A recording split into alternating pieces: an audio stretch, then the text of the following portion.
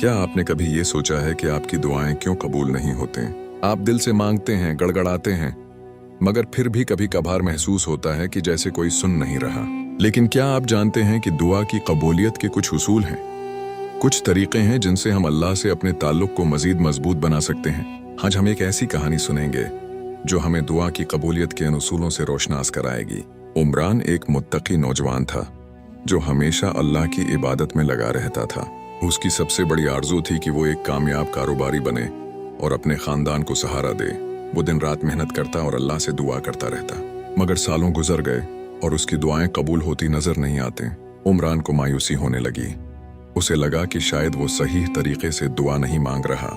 एक दिन उसने एक बुजुर्ग आलमदीन से मुलाकात की और अपना हाल सुनाया। आलम साहब ने मुस्कुराकर कहा, बेटा, दुआ की कबूलियत के कुछ उसूल हैं जिन्हें समझना जरूरी है। पहला उसूल ये है कि आपका रिज्क हलाल हो। हराम कमाई से मांगी गई दुआ कबूल नहीं होती। उमरान ने सिर झुका लिया।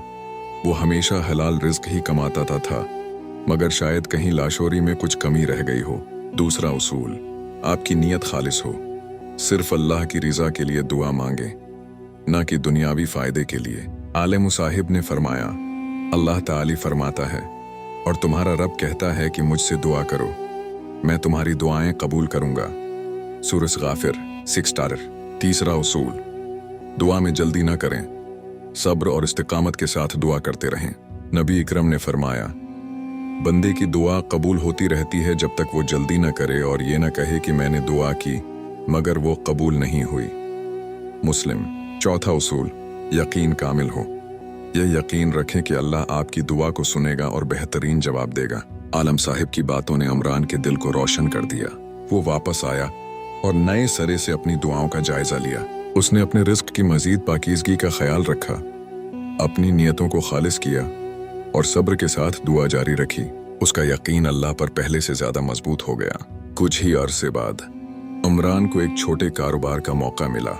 ये उसकी उम्मीद से भी बढ़कर था।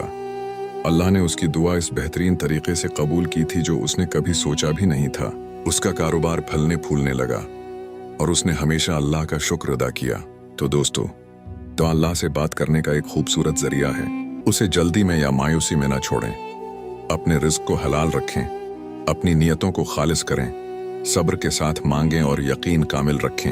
अल्लाह आपकी दुआ को जरूर सुनेगा और बेहतरीन तरीके से कबूल करेगा, क्योंकि वो सबसे ज्यादा सुनने वाला और जानने वाला है। या अल्लाह, हमें सच्चे दिल से दुआ मांगने की तौफीक अता फरमा और हमारी दुआओं को अपनी बारगाह में कबूल फरमा। आमीन।